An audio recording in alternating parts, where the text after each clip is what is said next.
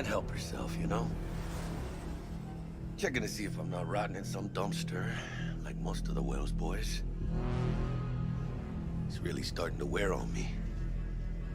The more I tell her everything's okay,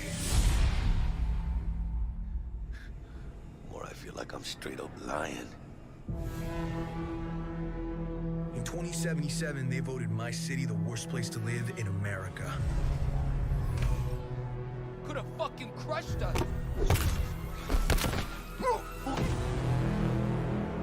Main issues: sky-high rate of violence, and more people living below the poverty line than anywhere else.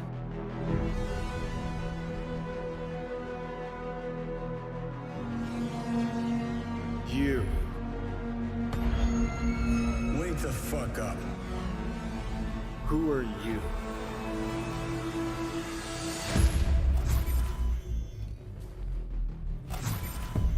Fuck.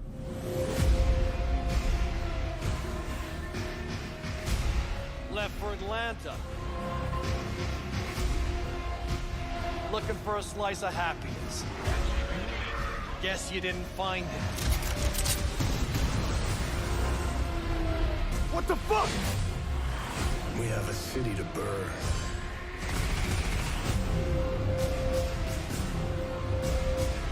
Samurai.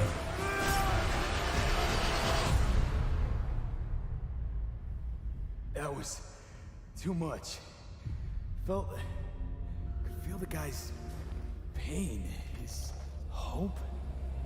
Hope wrapped up in something else.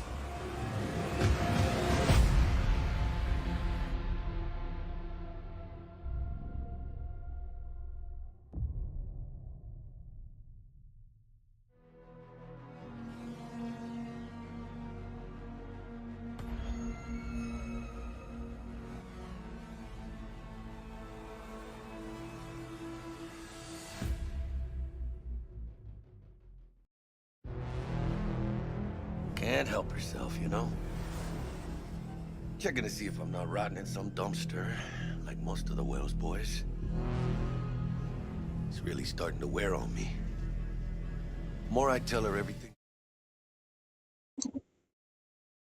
Okay, before we even start this session completely altogether, I'd like to inform you that the room in which I usually record all of my streams is currently busy, and that today also will not be a gameplay progression video. So from this very moment, if you wish to stop the video and go do something else, yes, it will only be just shards reading again. And if we happen somehow to finish reading the shards before 2 hours and a half are finished, we'll go to the developer's room. Until the room I usually record and gets emptied again, then I shall continue on the progress with the game. With that now being settled, I hope that whoever remains here is prepared for what is technically an audiobook again. Forgive me, but looks like we will be going over 60 videos like this. We'll see. With that being said, I'm going to make another video after this one, not a double session, but rather to comment about the new monetizing system that YouTube has updated and how we will be treating it. With that being said, greetings and salutations, everyone, and welcome back to Invisible Let's Play the Project. I'm your host, Invisible, from Invisible's gaming channel, striking at your hearts from the side of the moon, and this shall be the continuation of Project Let's Play, or rather, Let's Read, in Cyberpunk 2077 for the PC, a heavily modded game. Last time, we literally just sat down and read the shards for 2 hours and a half, proving that I wouldn't really mind sitting down reading a book or making even an audiobook on my own. Today, we'll hopefully continue until we finish reading the shards, if possible, within 2 hours and a half. Before we start, I'd like to pray. Peace be upon all of my subscribers and commentators, followers, fans, and friends, everyone from the Beasts of Data Empire, and everyone from the Discord server, free YouTube friends by name. Peace be upon Thunderstruck Gaming, B809 Gaming, Luxbear, Marcus, Naticrash31, Mark IC2211, Location Carodan, Cryfield, ZPTV123, Matthew 1121, Stagadacle85, Arfan, Muscle Band Gaming, and Dub Express. Let's get reading, quite literally. I already prepared the game, since its loading takes some time. Once again, I didn't change anything at all. We'll just go press I for inventory, and we'll go straight to journal, to the shards, where we left off yesterday. Articles, nothing is new, so skip this one. Cyber Psychos, nothing is new, so skip this one. Leaflets, yesterday we finished them, so skip this one also. Literature, also we finished it, so skip this one. Notes, nothing new.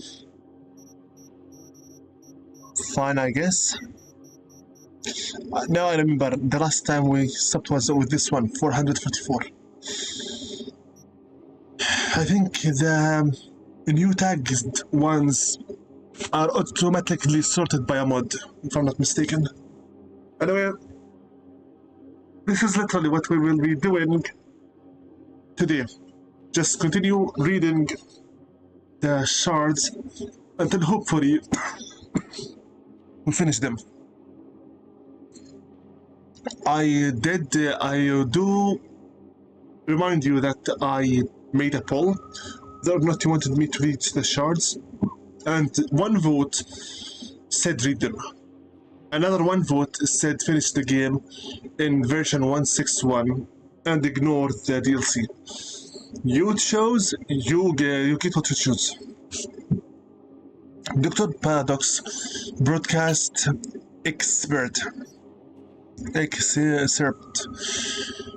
Here we are, constructing artificial cities in orbit, downloading our minds into integrated circuits, coding all powerful AIs, and we can't make one damn flu vaccine. You wanna know why corps want to destroy nature? Because it doesn't give them IPs or copyright ownership. So we eat test tubes chicken, planted that grown labs. Hell, even photosynthesis has been trademarked. Enough is enough. It's time we say stop before the sixth extinction wipes us all out. I think they'll stop at food. What about our bodies? There is no chunk of them that can't be cut, improved, modified, so that every breath we take, every heartbeat we generate, generates a profit. And what about the children? From the corpus perspective, it's untapped potential. I got them wasted commodity. Soon our techno-fascists overlords will convince you that having children isn't your natural right, but a privilege you will have to pay for from your pockets. The water you're drinking, the food you're eating, they are putting in chemicals that will reduce your fertility, so that soon they'll be incubating babies in water tanks with serial numbers on their foreheads, hooked up to cables instead of umbilical cords. Open your eyes, snap out of it before it's too late. What is spoken here is actually true. Everything currently is genetically modified, and if that's the case in 2077, it simply means that the richest of the rich are just playing God, basically. They see the world around them nothing more than cash. And everyone that can pay will live, and everyone who cannot pay will die. The water you drink, the air you breathe, the food you eat, the fertility you invest in, everything is corporeal owned. Nothing is nature anymore. Why am I coughing so much this time? don't know, honestly. I better have some water. If this doesn't, I'll have myself something for the throat. Let's continue on. It's really funny. I was just about to talk about YouTube's monetization new system, and this is the first time that I got to read. Coincidence? Extraction hashtag NC /56/1 882. Pursuant to the ongoing investigation into the case of Javier Albardo, Gerard Esteves is to be located and extracted. Esteves is suspect of possessing information on the corporation between aforementioned Alvarado and the Valentinos gang. The investigations department has determined Esteves' place of residence, Ventura Street, detailed coordinates and attachment. Upon arrival on the site, Esteves shall be killed and transported to the Neural Investigations Department, maybe even knocked out. Intelligence suggests Esteves will be found alone and potential witnesses will be permanently killed. So incapacitated means knocked out. Neutralized basically means killed. The operation has been approved by the NCPD. There will be no police intervention. Sincerely, Kenan Thurston, Deputy Director of Operations Investigations Department, Night City Branch, Meltec. Flight transcript. 3287 to base. 3287 to base. We've been hit by an EMP. No answer, no response from the base. The EMP cuts us off. We're losing altitude. Try system reset. Resetting. System is not responding. We are still falling. I'm switching to manual. We're losing altitude, but I can maintain a steady glide. Hold a wide breath from the buildings as much as possible and inaudible. Come on. God, I think this transcript came to us from the time we EMP'd with Panama. Garage lease agreement. The rental agreement does not include insurance coverage for the loss of theft of valuable items stored in the garage. The agreement may be terminated at any time with immediate effect if lessee violates the terms of use. This one I think is from the Cyber Cycle. Ultimate here. Signature of Lessar Brie Colvin. Signature of Lessee Sergei Karasinki. So Sergei, the guy we found dead, violated the lessee. So regardless whether or not we delivered that guy to the Tigers, he would have died regardless. Night City doesn't joke around. And your life is always the payout. Continue. One moment. Just wipe my nose. I'm right now using my hand gel to clean off the tissue.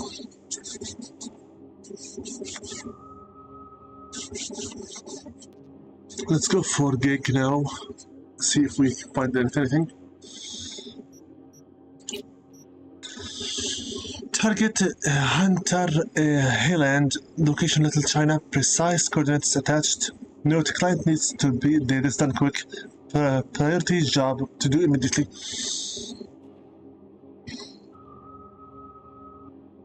Looks like this is a new job or it's just something side by. Hit. Genghis family wrote to me as they were preparing the body for the funeral. They found someone who torn out all of his implants Checked it out. Genki flatlined in Leafy's shop. Looks like that piece of shit's got a little sack thing going on, selling off pieces of our boys. Kill him. Implant list. Arasaka Yunaguni XC. DNR TX43 Optizum. Biodyne Scalar 4. Meltic Keros 6M. DLNR PX12 Coolant. Bodyweight LPS Rebreath 1. DLNR RV21 Super Kidney. Miltec Valin 9F. Dynalar Wire 33 Skin Protect. Fingwan Hoshian 2. Interrogate transcript. Automated transcript. Where is Coolidge?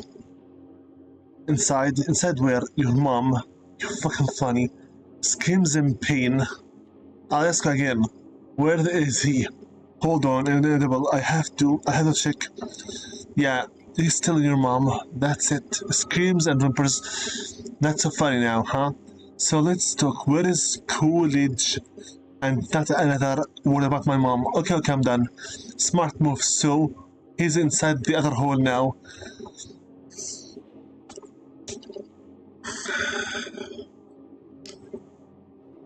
I mean,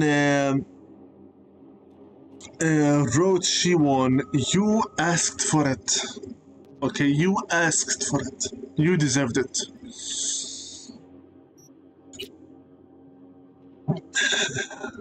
Jajangmyeon recipe.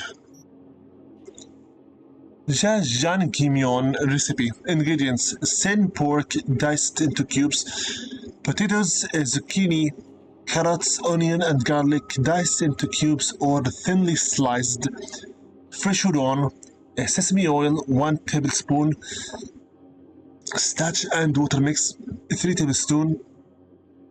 tablespoons, jjiang paste 1 table cup, protein substitute, min Q's stall, new deliveries on Thursdays, genetic code AP836, SO or AP 836 SO1, vegetable substitutes, Aldi Caldo's transport, Ask Dakota, sauce substitutes from upstairs kitchen, Sun Yong wedding, Wednesday morning. As per usual, nothing at all is natural. A little fever. Dwyon parties tomorrow. Need something preem. I mean something that'll burst your skull sponge. I want people screaming rainbows and blowing the technicals chunks.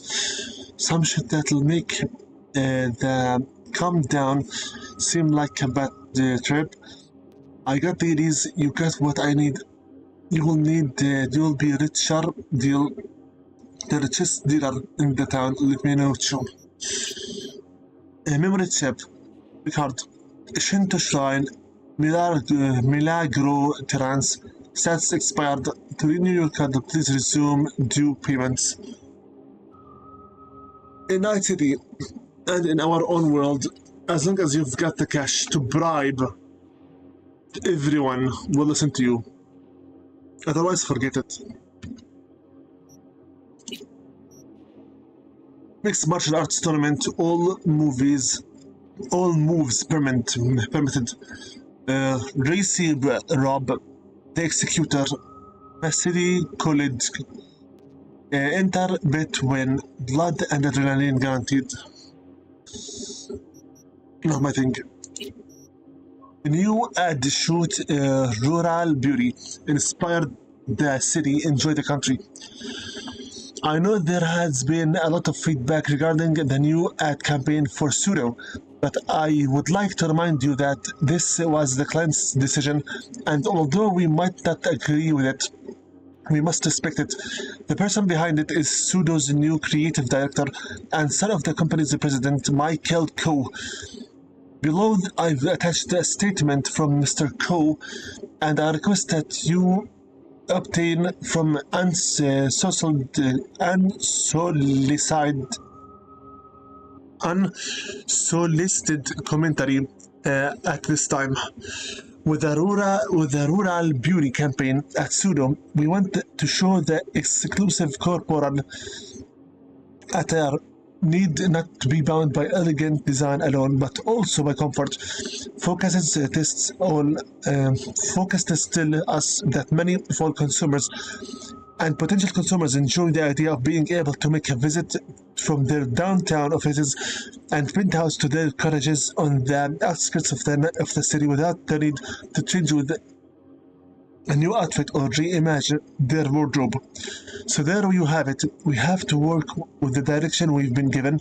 In terms of our new ads composition, let's stick the same with the same format of the model with the car, but instead of the luxury make or limo, we're swapping in the Thornton Colby boot.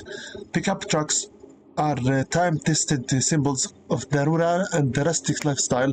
Our aim should be to capture the genius in its simplicity now, because the setup is in a more hazardous area near the old race track. I need to work out a single-day trauma team package for everyone. If anything happens, you should be covered, but if you do own your own private firearm, I'd advise bringing it with you anyway. So good luck out there and enjoy the session. I'm counting on your bright minds and capture this rural beauty Mr. Coe has envisioned. Clint Walter, your choice marketing agency.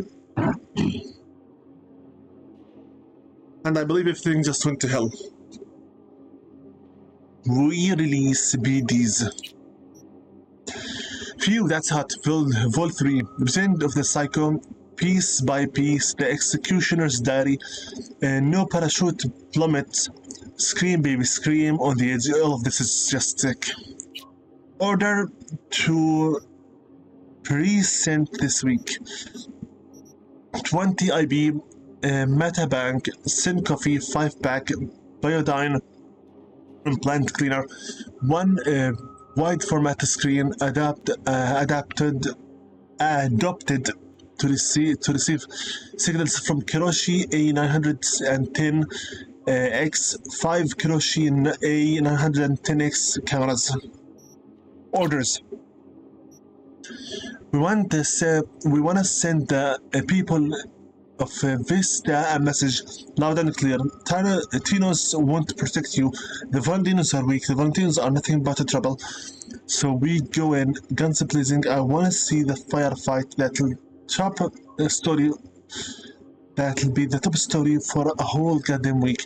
We want them afraid of us. Want them begging for mercy. Give it all you've got. And everyone just died. Targets criminals affiliated with the 6th Street Gang, related to operation investigating to the drone interception, Night City, the Glen, #443/2/CR, priority high, code red, address Skyline North, requires immediate attention. There, Zoliu. Patient 44345. Decrypt key, enter key to access. Nothing to read. Just some nonsensical gibberish. Schedule. Wow. 9 a.m. Premiere check. 9:30 a.m. Scan room for listening devices, etc. 10 a.m. Brief on subnet audit. 11 a.m. Check car and scan for listening devices, etc. 12 p.m. Alarm systems test. 1 p.m. break. 2 p.m. Premiere check. 3 p.m. watch cam feed from yesterday. 5 p.m. technical Premiere check. Hydraulic systems wiring mainframe. 6 a.m. break. 8 a.m. patrol. 4 a.m. break. sent to 48,239 users. Vote for Jefferson Perales. I believe we already read all of this. The first thing literally within the game. Do you care about workers' rights? This message is for you. My name is Ivan Vasiliev, and I am one of you, a proud blue-collar worker. We work together, we drink together, we've said goodbye to our friends together. We slave away together in unsafe conditions. No health care, no insurance, no retirement fund to speak of. But we got families, don't we? Families who suffer when they lose the sole breadwinner. Who will help your loved ones if you're next? Not Arasaka, not Meltek, not any megacorp, but the union will. And right now, the union needs your help, your vote. Do you want to make a difference? Vote for Jefferson Perales, the candidate for real working citizens. Keep the mayor's seat out of the Weldon's hold corporate clutches. Sincerely, Ivan Vasiliev, President Rancho Coronado Workers United. Quick check on the stream feedback. I'm glad we are recording both the background sound and my own voice. So far, almost half an hour has gone by. Let's just continue reading. Target for liquidation. Name: Diana Kuno. Status: red. Priority highest. Signed: Dr. Joan Ko. Liquidation means kill it and then turn it into liquid. A training log. Monday. A CrossFit 1 hour 200 push-ups 2 kilometers run. Tuesday, intervals 30 minutes 30 minutes. Wednesday, no time to get a real workout, just 500 push-ups. I can barely do one. Thursday, jobs shit, nobody knows why the fuck we're hanging around. Alpha's sitting downstairs, we just wander around, nobody knows how long we're here for. Nothing to eat except some cheap ass scope supplements. Antonius says that shit'll make you grow boobs. I don't want to grow titties. This week's shit. Oh boy. A treatment plan. For maximum muscle gain, I'd say muscle bustle 100% guaranteed to work, though it does come with a whole host of side effects. Liver, steroids, high blood pressure, low libido, and erectile dysfunction, plus periodic rage attacks. The supplement is administered IM every 6 hours. If you're still interested, please give me a call. Urgent message to all units. Our netrunners have detected suspicious activity in the company net. Someone's scanning the ports and looking for an entry point. The signal suggests the attack is close. Please keep on high alert.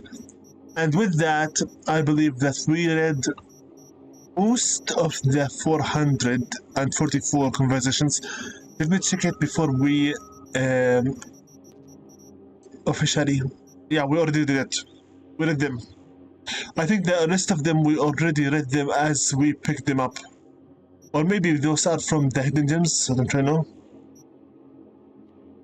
Wait a minute here. Yeah, we're done. 444 messages are finished. Okay, what is next then now? We reached the other 9. Cyberpunk 2020 rulebook. Huh?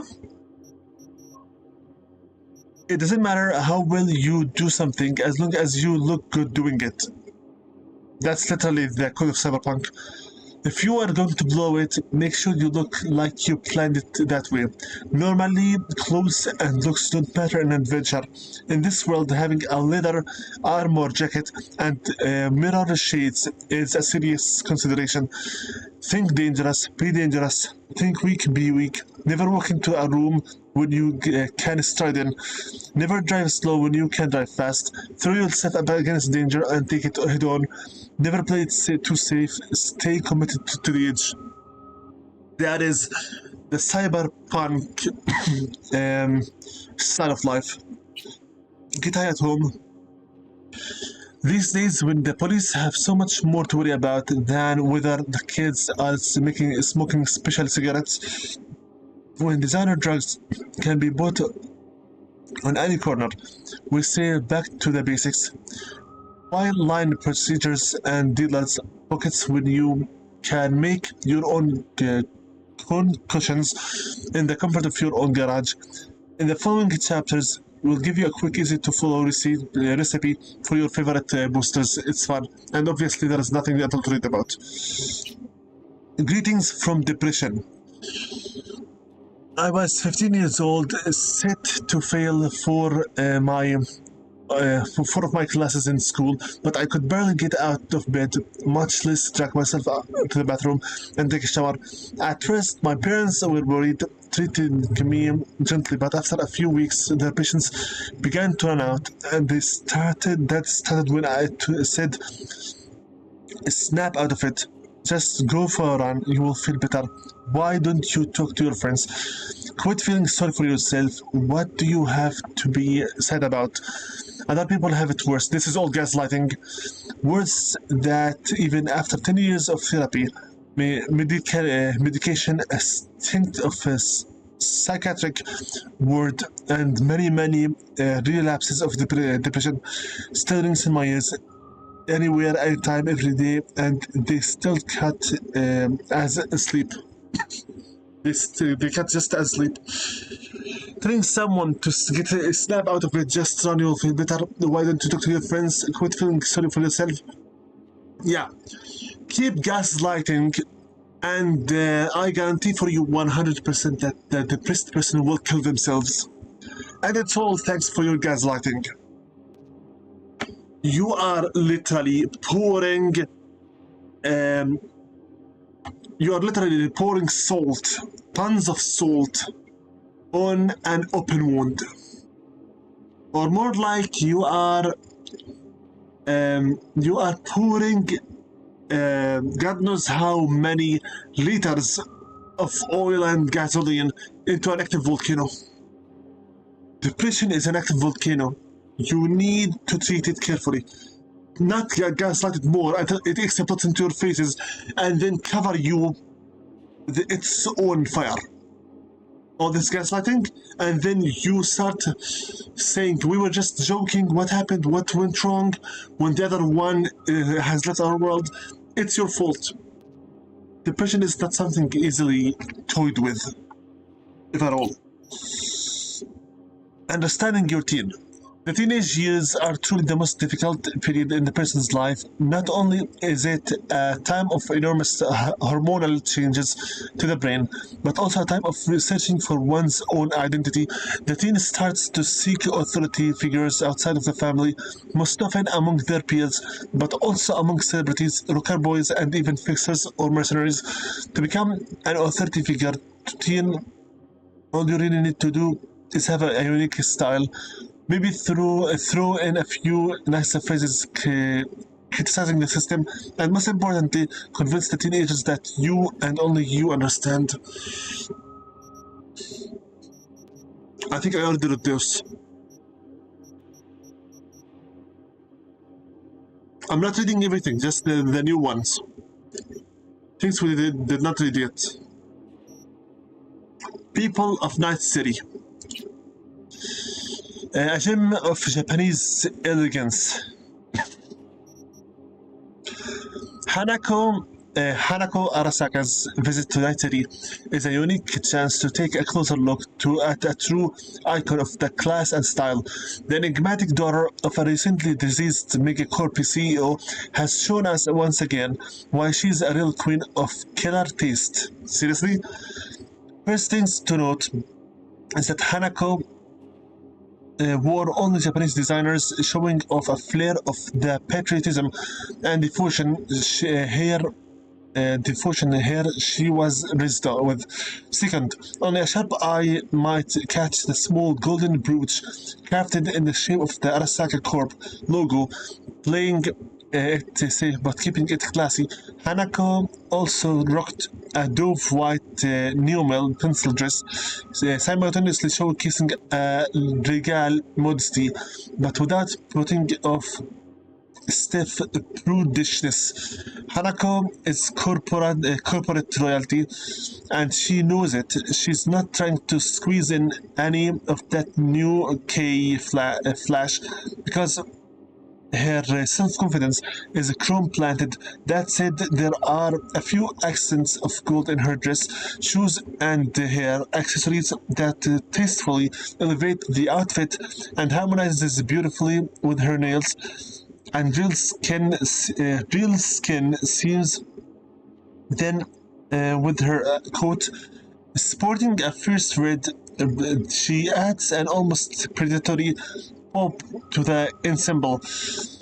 Color choice by choice, no way, or a nod to the Japanese national colors, probably way. As we've seen time and time again, Hanako doesn't shy away from incorporating both the tradition and modern elements from her home country heritage. At first, Japanese people were very normal, lived their own lives, cared about their own business, etc. Then they began learning the educational system and trends from China, and then the Mongol invasion happened, which made them to be very much defensive and afraid of the outsiders after China obviously fell for them. And then their fascist neighbors arrived, guns to the faces, cannons fired to the land, ordering them to learn patriotism, convert to Christianity, and become also Americans. So the Japanese were forced to open up their trade routes till something else happened and they were bombed twice. And now they have the final laugh as their previous occupiers are fighting among themselves. The Japanese simply ruled the world technologically, gaming-wise, and even beauty-wise. Culturally, the whole world is interested in learning about them. Almost every single fan wishes to learn about their culture, history, etc. And their women are the most sought after. So I think that even though getting bombed twice left them sort of pacifists, they do now rule the technical world. So truly, the one that won the last laugh was the Japanese. The Americans may have won the fight, but they lost the war. They might have indeed won the fight against the Japanese, but they lost the war completely nowadays, since the Japanese are the one who won it. Don't care if you have the so-called strongest army in the world. If a little bacteria or a little pathogen can simply wipe you all down. We are still human beings. And the humans are the most fragile trash of all the creation. Anyway, this is the world of Cyberpunk 2077, so our history means nothing. And quite literally means nothing for real, because the cybernetic move, according to this game and the tabletop game, began in 2020. So we are sort of really delayed in our own world. Our world and this world have nothing in common at all. Nothing. Since this one is much more advanced technologically, cybernetically, and pollution-wise, it's inhabitable. Anyway, now that we are finished with Invisible's needless commentary, let's just finish off reading the rest of the shards. Why are they called shards? Because literally everything we are reading, V keeps plugging it into their skulls, and then getting it out, and then plugging in the next one to read it. That's why they are called shards. These are all literally USB ports. California after dusk, the life of Richard Knight. Richard Knight was a pessimist. I think this is the one that built the city itself, Night City. Even in the late 80s, when the economy seemed headed for the endless growth and the nuclear threat for the ash heap of history, Knight saw the United States as a hurtling toward collapse. It already collapsed here. Richard Knight was an optimist. He deeply believed the world could be changed for the better and that he was the one to do it. Richard Knight was a realist, aware he can't change the face of the world all at once. He decided to start small, for him at least, by constructing the ideal city. His utopian metropolis was to be called Coronado City.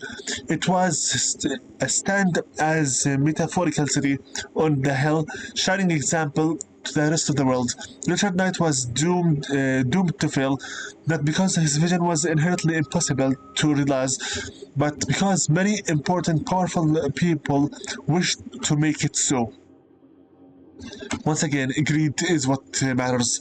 Richard Knight was murdered. The city whose foundations he laid was finished after his death, but his utopian dream soon became a dystopian nightmare. Even the original name was lost. In honor of the city's tragically deceased founder, Coronado City was rechristened Night City. Ironically, the name fits it. If anything, the city is a cat, sleepy during the day. It comes frantically alive at night, and it loves to toy with its prey. So the guy's own idealistic world wasn't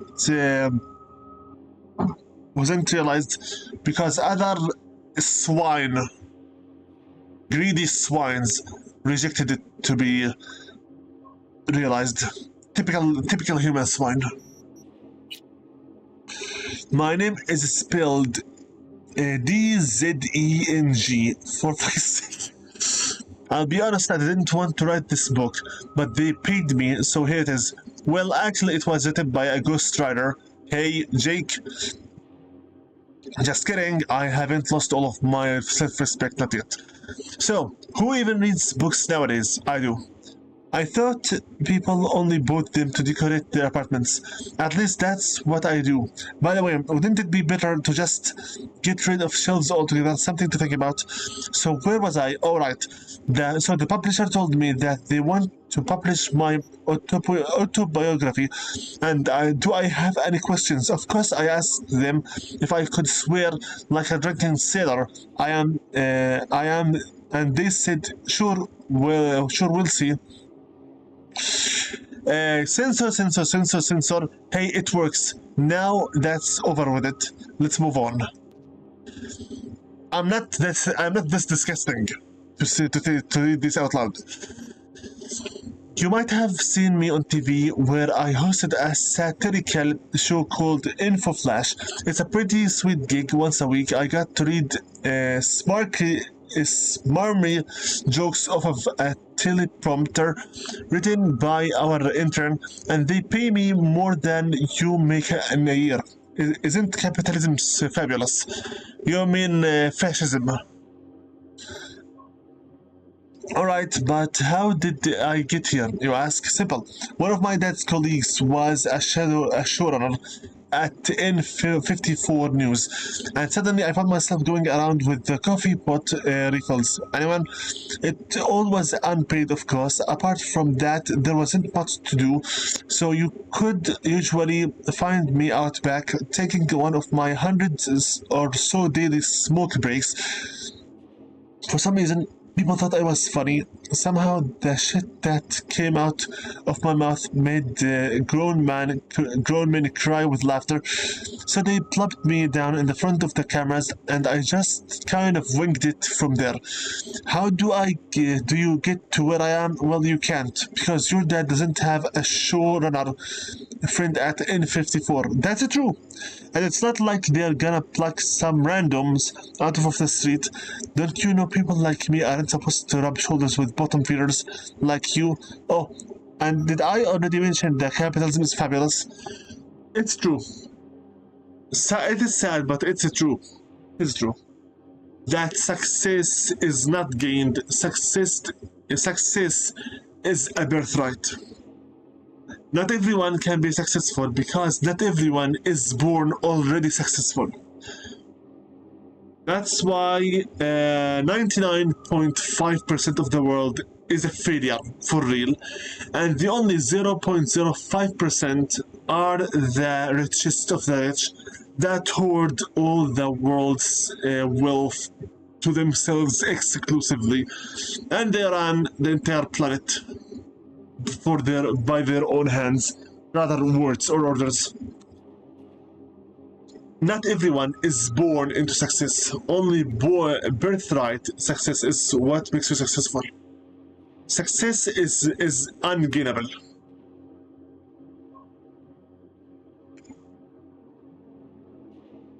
Okay, so justify why do people go to their works, jobs and whatnot, then every day and every night and whatever.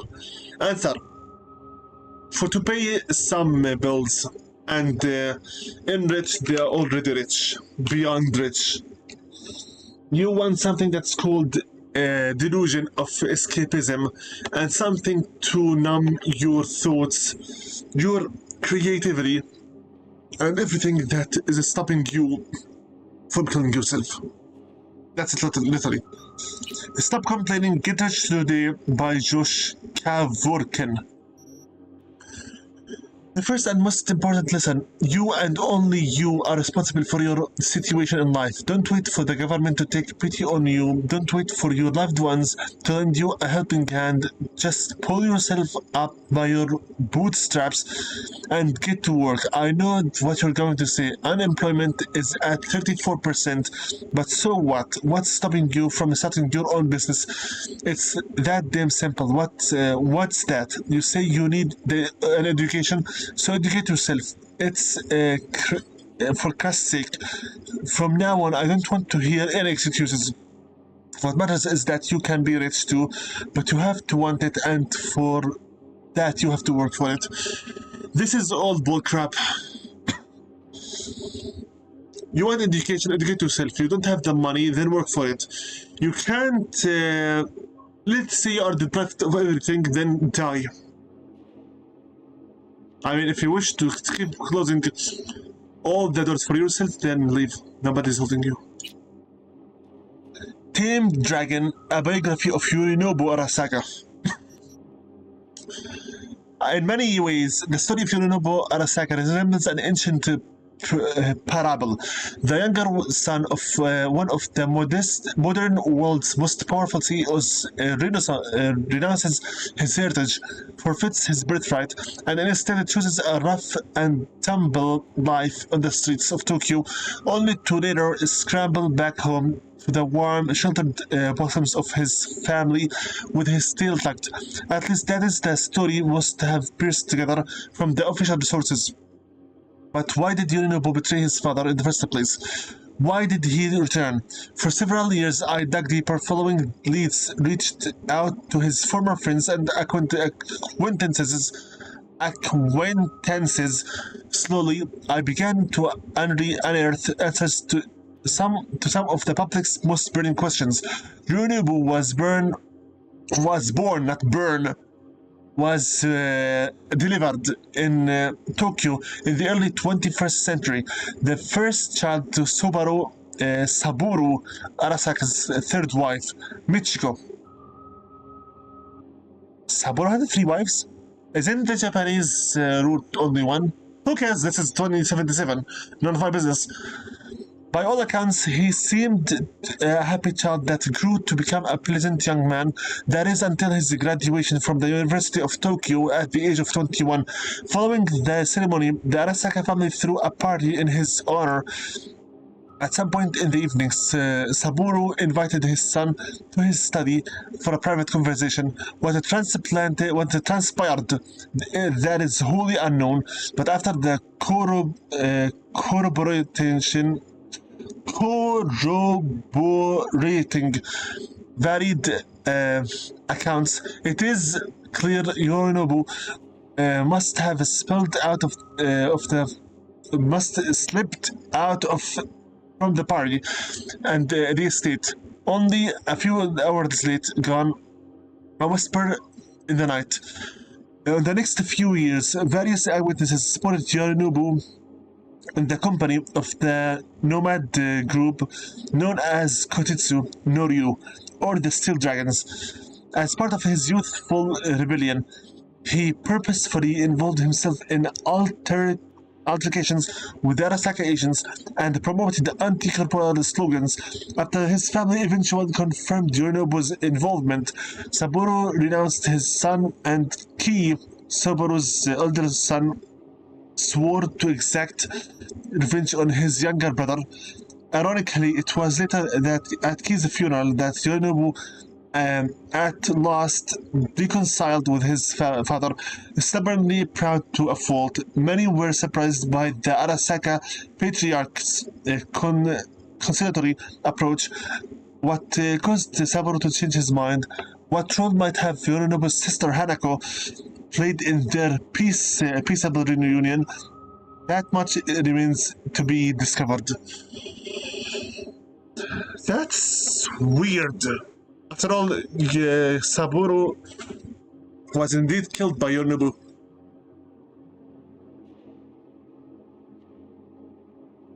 So the difference is, didn't change that much.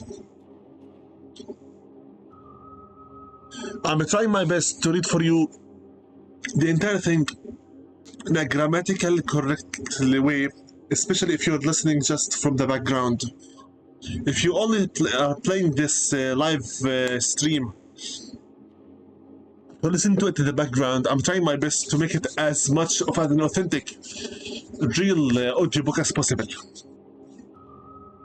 Let's say we finish reading everything soon enough, then I'll just go to the dev's room and sit down in it until either the show ends or the video ends, one of them both.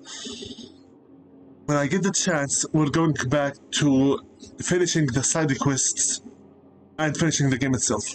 Hopefully before we reach part 70 by now. The Flowers of Silence, a biography of Hanako Arasaka.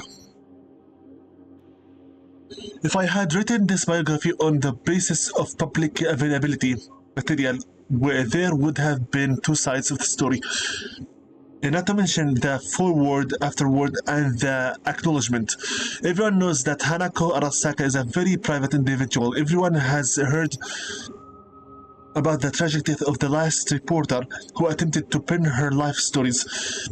10 shots to the back, suicide according to the police. Yeah, as if. That's why when my publisher asked me to write this book, I had to politely decline.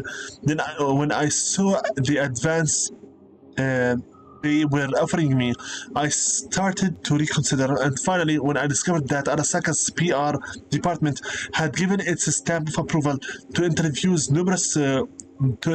numerous members of the Hanako's entourage, I was on the next flight to Tokyo.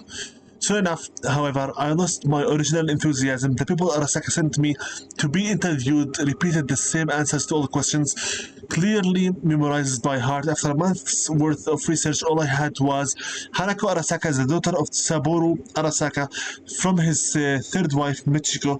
She was born in 1999 in Tokyo and has only left the city 5 times in her life, living a cloistered lifestyle. She never fulfilled any important role in the family business. She's very close to Yorinobu Arasaka, which is bullshit, the black sheep in the family. I was ready to give up when, in the archives of the local TV station, I found a recording of the opening of an Arasaka branch in Fukuoka. Yeah, this is an A. Graced by the presence of none other than Hanako herself. She played the piano, debussing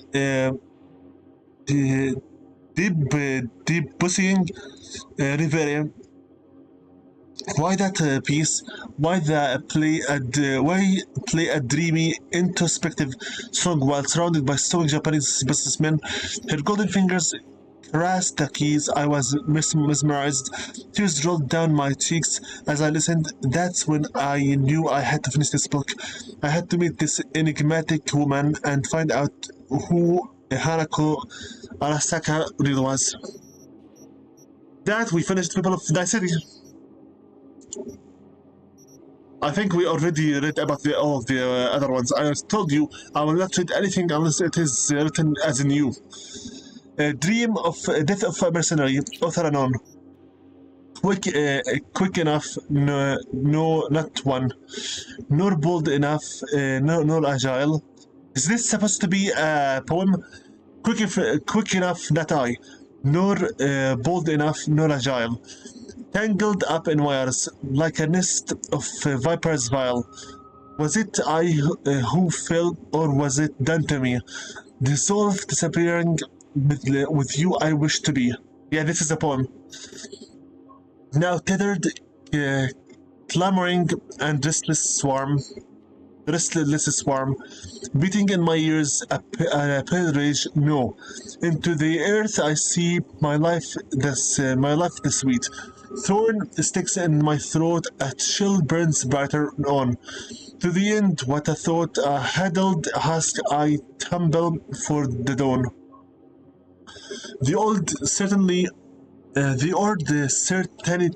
of the youth is filled, and from its gnarled trunk memories fall forth. Hours of our sharp and depressing grace, embittered in a power-locked embrace. With you I wish to be, and so I go down a road without end, through woods half dreamt, and the chill bleached delirium of desire flies into tripod trembling sand. Through the fog your shadow sharpening, the storm entangled in me once again, to sway with you like sweet grasses dry. Still the glassy dust with no but rise. Nice poem, even though I don't really understand it. This is a Death of a Mercenary. So, yeah. Les deux bottes de Léchès-Pierre. This is all in French. Je réponds, moi je suis le Rivion. J'ai mes vrais documents, content la double hack. Développant loi passée, car j'ai pu, quand je marche, dégraisser un inscrit ou bien quelques humble fleurs. Je botte en passant au les rires ou les pleurs. This is also another poem. Car la vie ici-bas a toujours ces deux choses. J'ai répondu, I responded, moi je suis la riveur. Me, I am the... Not really sure what this word is. J'ai mis en V document, tuant la double cache. I am going to document myself. Tuant la double arc. Not sure what this is, but this is the double arc, I think. Développant Léo baissé car j'ai peur quand je marche.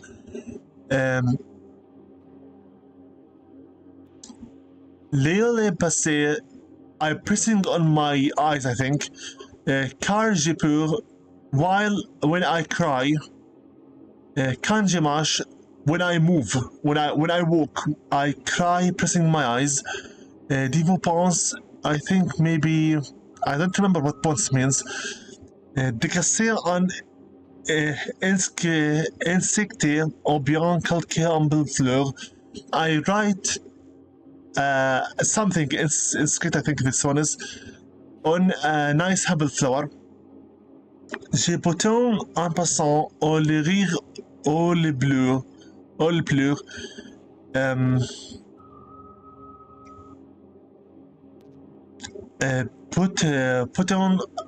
Bottom, I can't remember the name of this one.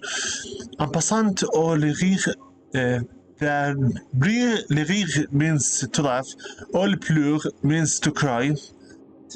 Car la vie, that's how life is. Ici-bas, a toujours si deux choses. Here, this is life. Here, not every day, two choices, I think. Let me quickly translate it. I know that my level of translation is not half bad, but let me quickly try to translate it via my phone. We always use the phone in our class until we reached a certain level when we stopped using it. Let's see here. Quickly translate it, please. I replied, I am the dreamer. Oh, so rêveur means a dreamer. I am living slowly, skirting the double arch of your bridges, my eyes lowered because I'm afraid when I walk of crushing an insect or some humble flowers. So crushing is bottom. Okay.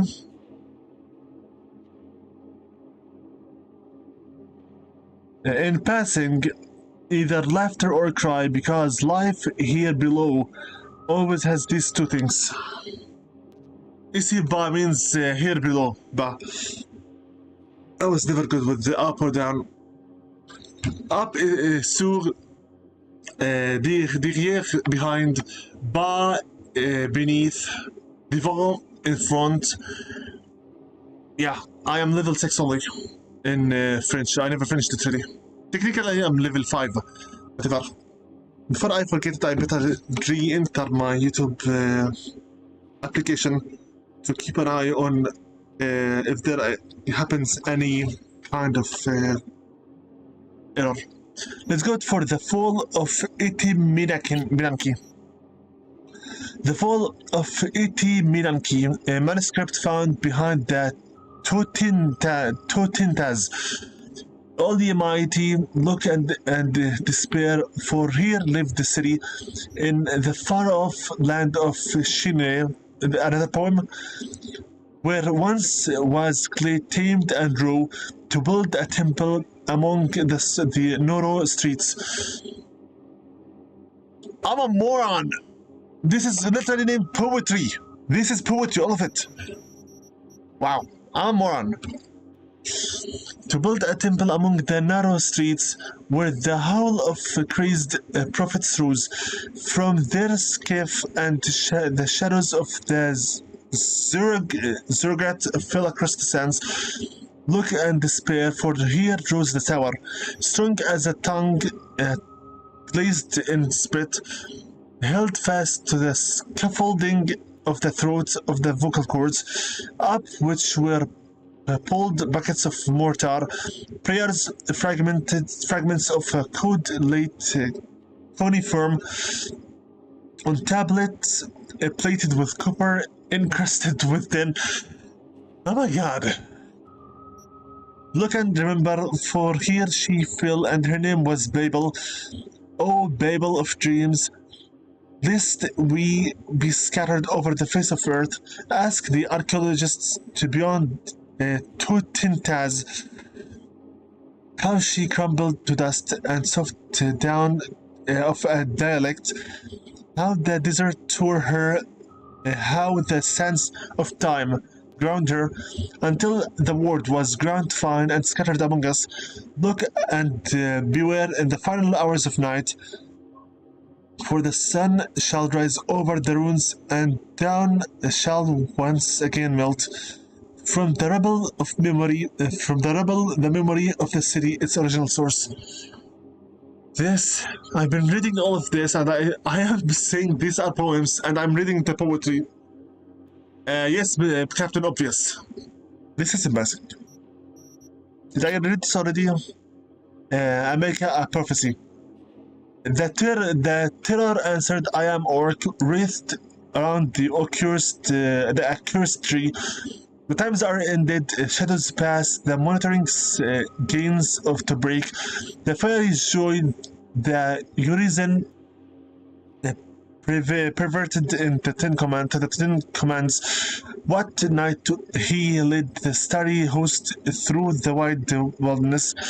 That stony law I stamped to dust, the scattered religion aboard, the four winds as I torn book, and none shall gather the leaves, but they shall rot on desert sands and consume in bottomless deeps, to make the desert blossom and the deeps shrink to their foundations, to their fountains, and to renew the fiery joy and burst that stony roof, that pale religious lechery seeking virginity may find it in the harlot and in forced clad honesty, the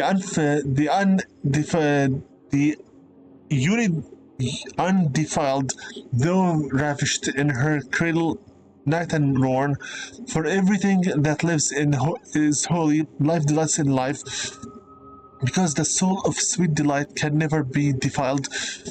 Fires enwrapped the earthly globe, yet man is not consumed. Amidst the lustful fires he walks, his feet become like brass, his knees and thighs like silver, and his breasts and head like gold. I am tired now of reading poetry. Show me what do you have about religion and philosophy. No worries, we're almost done with this reading. Been reading that now for an hour. Looks like I really do. I may really be an bookworm. I lose time completely while reading. I forget time. At least when I have 11 of these.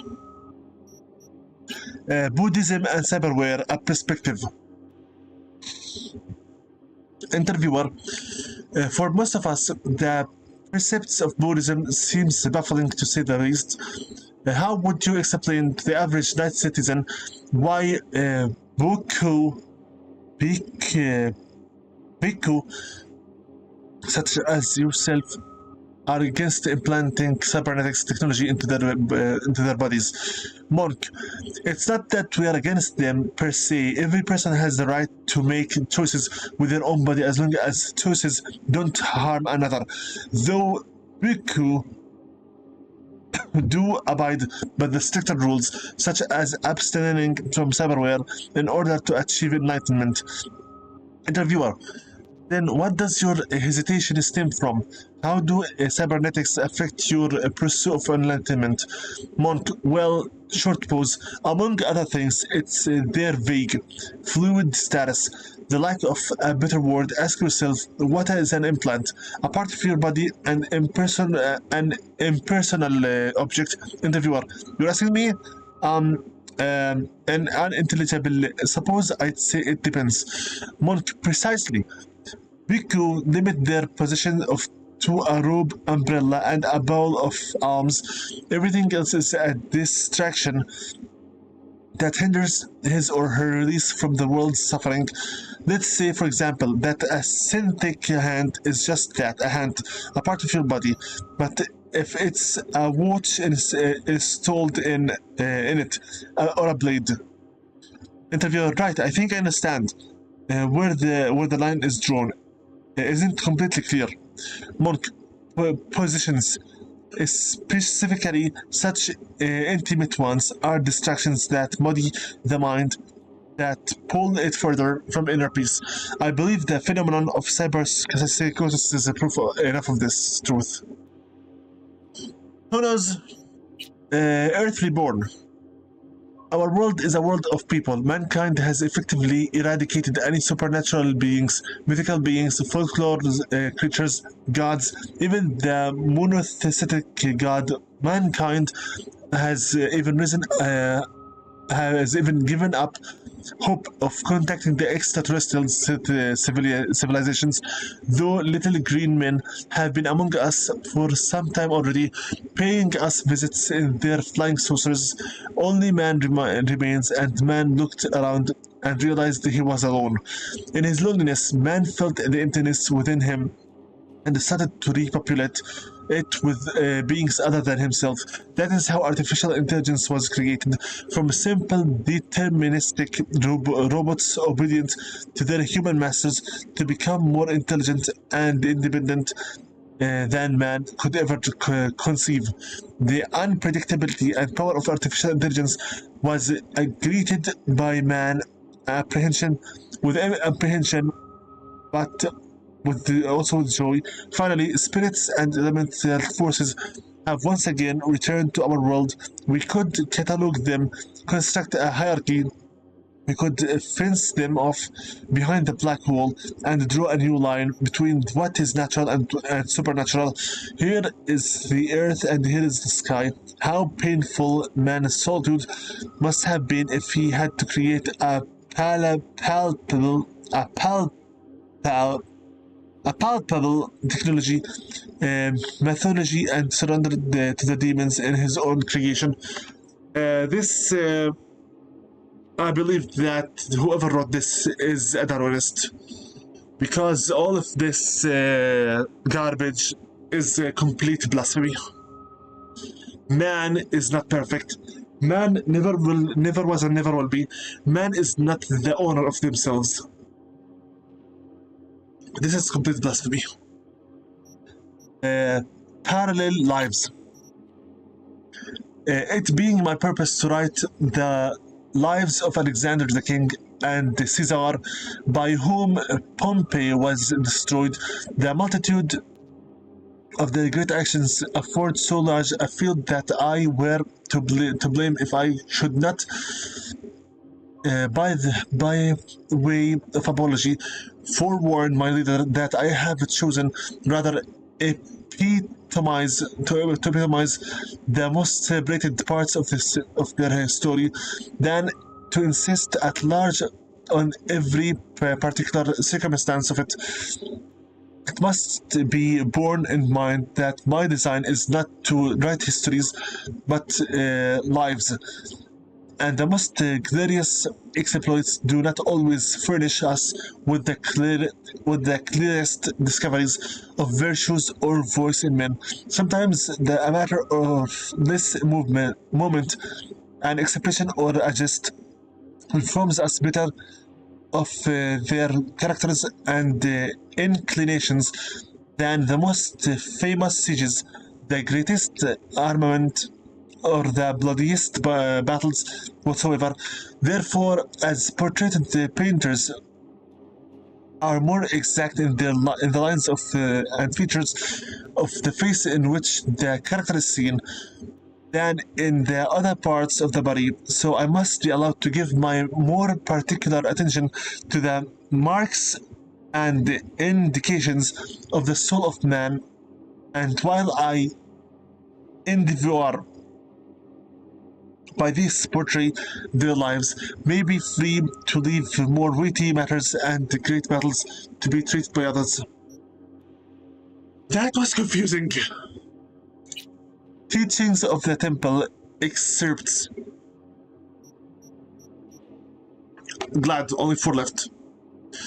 The welcome truth that sleeps and death are twin sisters, beneficent, healing, and vivifying, is gradually making its way through the scientific as well as the religious world, bearing on its weons faith and trust in the fundamental laws of life which underlay all phenomena, and casting down forever the great Moloch of fears which stands at the gate of all men's minds, ready to devour each child of hope which has been conceived and born in the joy of life.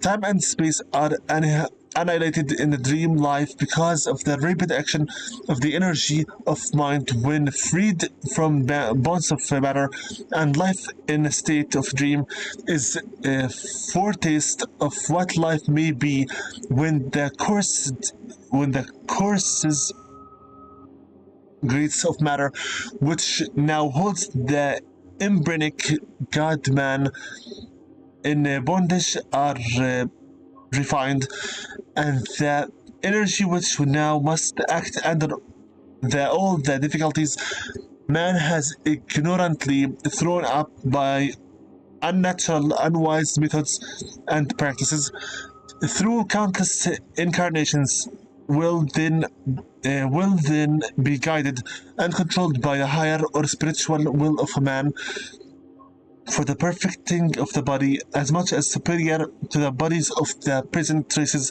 of mankind as the latter are superior to those of the animal creations. Perfection is unreachable and immortality is unreachable, and if you don't like it, the world's end is also inevitable. Do whatever you want to do, but you cannot deny fate. The concussion curse. The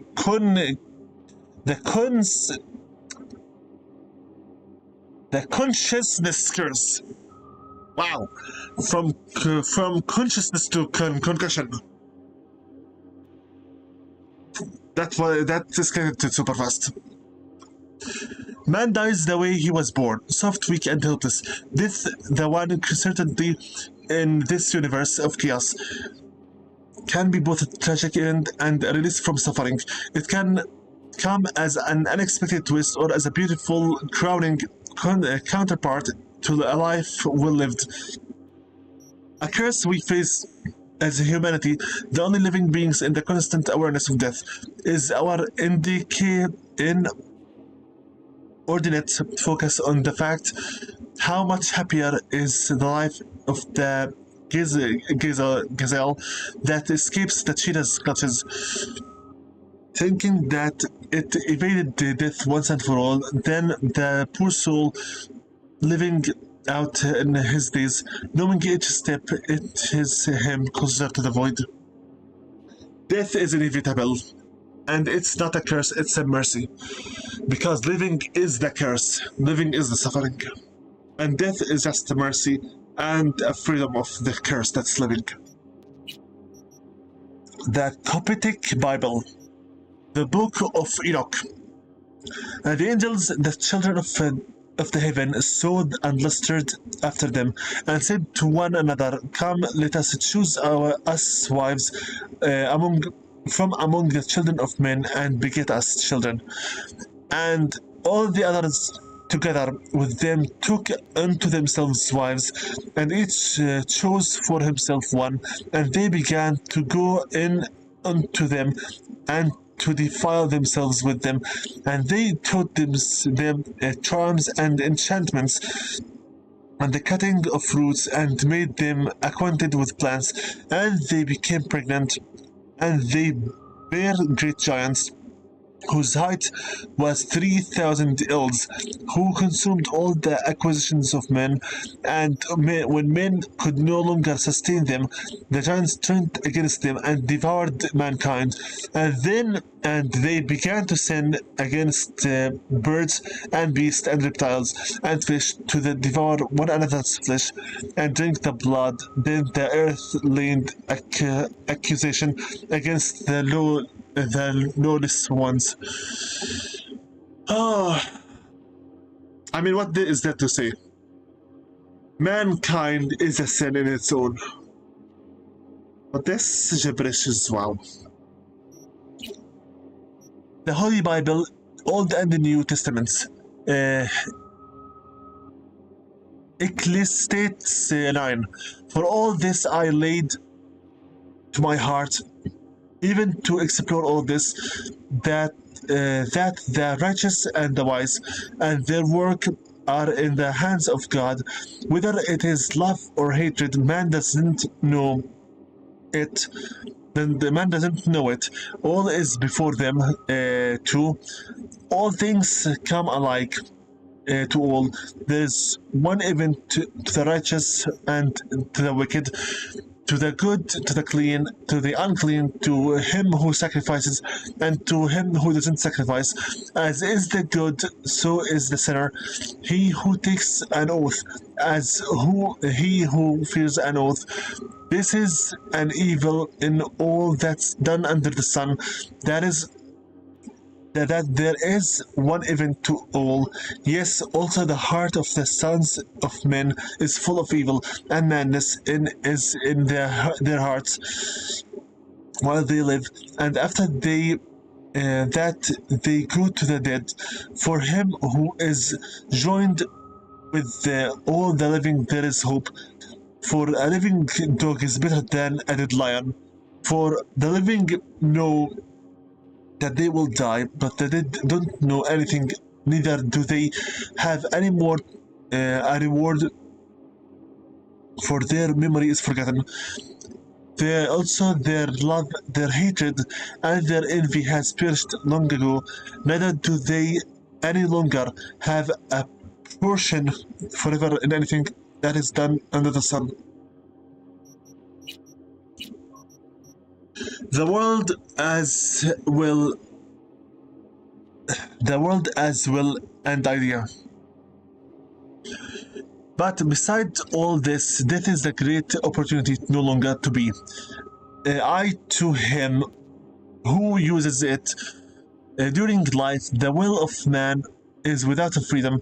His actions take place with necessity upon the basis of his unaltered character in the chain of motives, but even one remembers much that he has done, and an account of which he is by no means satisfied with himself. If now he were to go on living, he would go on acting in the same way, on account of the unaltered nature of his character. Accordingly, he must cease to be what he is in order to be able to arise out of the germ of his nature as a new and different being. Therefore, death looses these bonds. The will again becomes free, for the freedom lies in the esse and not in the operator. Author Schopenhauer. Okay, we're done with the religion and philosophy. Show me technology. Not money. 75 years of cyberware by Tsutomu Takashi. Looks like I spoke too early. Let's read. Introduction. A century ago, losing a limb meant tragedy.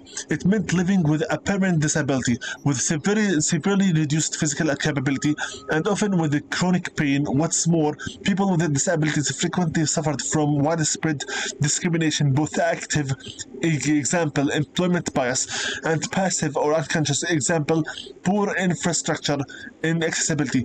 Today, assuming that this dismemberment victim is financially stable, loss of a limb amount to little more than a minor inconvenience. A century ago, employers could impose specific dress code, hairstyle regulations, and piercings and tattoos bans. Many even pressed their employees to maximize productivity, often in violation to the law, such as through anti-pregnancy policies. At the time, however, deeper involvement with employees' bodies was simply impossible, legal or otherwise. But with the advent of cyberware, employers in the second half of the 21st century have imposed requirements for skill, bone, muscle, organ, and eye replacements in order to improve the performance and workplace effectiveness.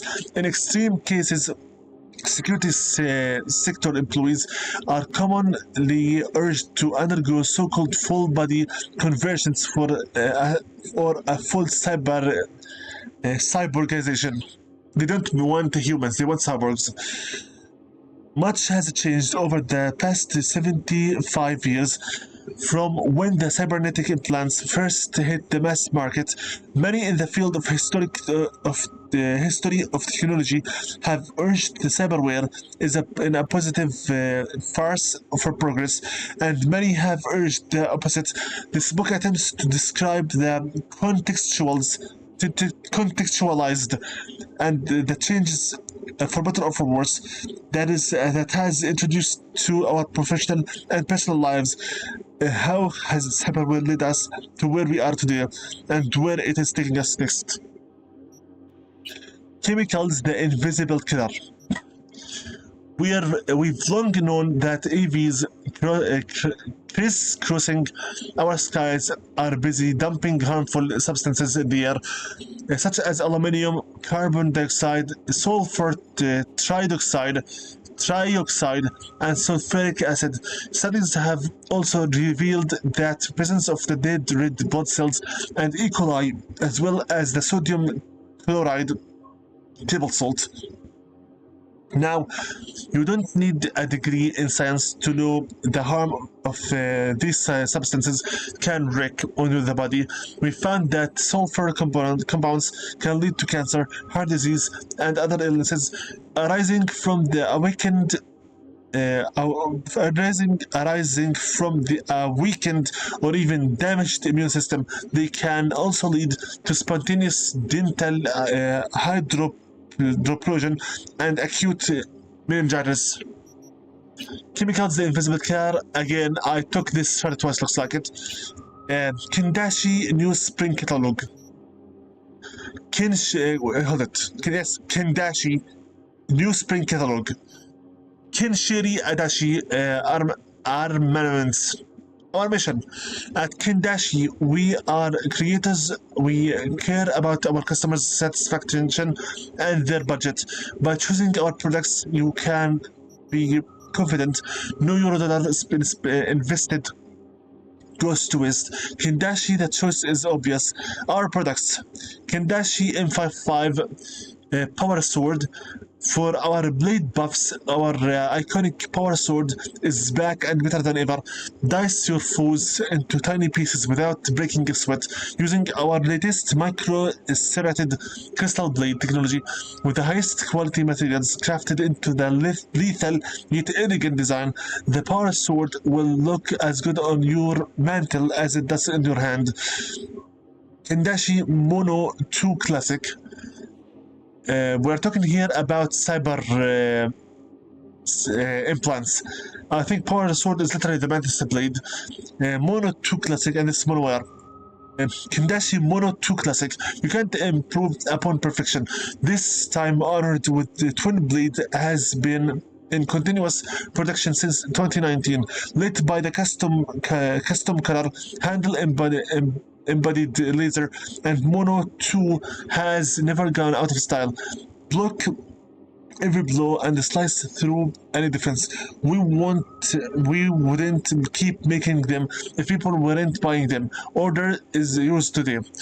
Kendashi Monoware, a weapon as discreet as it is deadly, made for those who desire power but have no urge to flaunt it. This molecule thin blade is manufactured by our teams of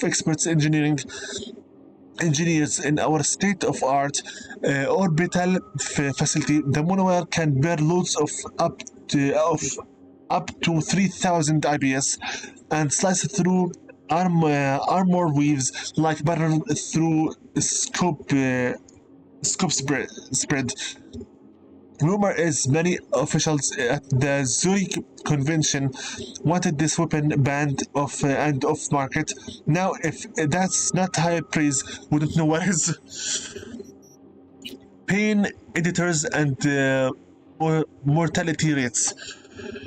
Don't worry, it's not like all of this will be this long. Introduction. The implant, known widely as the pain editor, is cyberware that reduces or even entirely eliminates pain. It has enjoyed unwavering popularity for years among certain circles in Night City, the most devoted and arguably most valuable of which is the mercenaries. It is using this test group that Zetatech conducted the following research. The pen editor is a neural coprocessor that inhibits the signal sent from the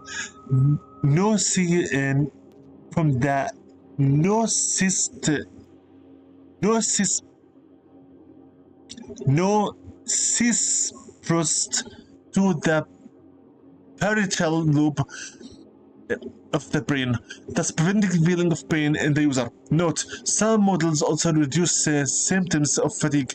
The beneficial effects caused by the pain editor are in the same way similar to the symptoms of hypothesia.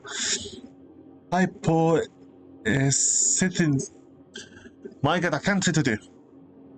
Hypothesia, including greater resistance to physical forms of torture and the ability to ignore pain from severe wounds,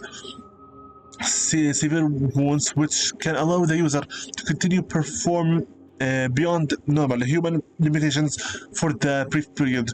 However, some studies have reported that the pain editor can yield a range of undesirable side effects. For example, in the heat of battle, some users are unaware of the severity of their wounds, which causes them to continue fighting without realizing that they are dying and require immediate medical attention. The statistics support that the theory that a lack of negative reinforcements may cause the user to continue fighting when the rational strategy would be to retreat and escape death. Since 2020, the mortality rate of pain editor owners is above 60%. In this report, I addressed the question of how better protect Zetatech clients from avoidable death while using their pain editors. Obviously, if you don't feel pain, you will keep on fighting until you die. Relic 2.0 prototype specifications. I think this is what that guy gave us. Top secret clearance level PO. Classification data. Date NA. Project code MAH76/38272 SA. Project supervisor and Anders Hellman, approved by Saburo Arasaka. Project name Relic 2.0. Base algorithm Soulclear version 2.311.8 B. Relic 1.0 Security Soul. Preliminary review. Project summary. Unlike Relic 1.0, the latest version of the biochip prototype is not only designed to store a digitized engram for basic communication, but also an enhanced personality construct capable of independent function and re-implantation into a new organic host body. Relic 2.0 improved personality construct preserves the vast majority of the primary subject's cognitive and virtualized motor functions. Preliminary testing shows emotional output at 75% conformity levels. Note, we are only concerned with the construct's matrix coherence, not with its perceived authenticity. While volition fluctuates at 80 to 90% conformity, the success of an improved engram is largely owed to the use of experimental polyglycal structure as well as the synthetic granule neuron replicator within pseudo matrix C session 8764/03. A precondition of activating Relic 2.0 is seizing the host's vital functions. Brain death, cardiac arrest, only complete and irreversible shutdown of neural activity can allow the engram to root itself and take over the body, i.e. reboot. Clinical trials using subject on the verge of biological death has proven successful in activating the Relic 2.0 basic functionality. In cases where subjects underwent biological death. Upon taking root, the prototype shows promising signs of initial activity prior to lapsing, identifying the causes of failure despite fulfilling all technological requirements is the first step to achieving a breakthrough, i.e. complete activation of the Relic 2.0 construct in suitable prepared organic host body. Full target description, see section 31B / upper score 02. So what happened with V literally is cease of function. We flatlined, we died. So the engram with the silver hand on it quite literally resurrected us. Next one, let's finish this please. More to read. Rewiring synaptic pathways. I'm glad this is the last one of technology books. Okay, let's just finish it. Chapter 1, The Future of Neurotechnology. The 21st century heralded a worldwide revolution in neurotechnology.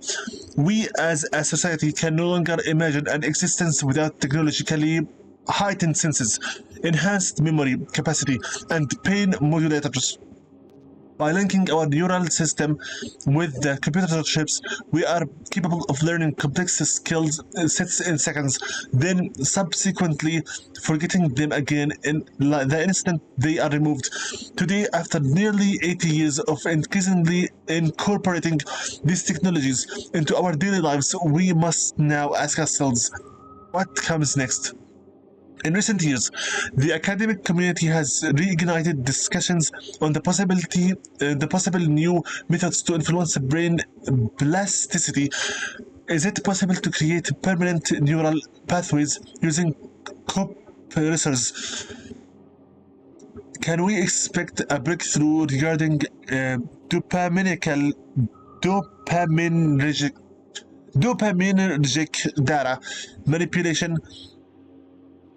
in our lifetimes? If so, what will be the consequence? The probable emergence of the commercially viable artificial neurotransmitters would undoubtedly reshape the health science field, yet would simultaneously introduce a potentially destructive tool to most governments and corporations. The field of plasticity manipulation remains in its infancy, but most experts agree we should prepare for a future in which such neurological rewiring will become as commonplace as cybernetic implants used so previously today.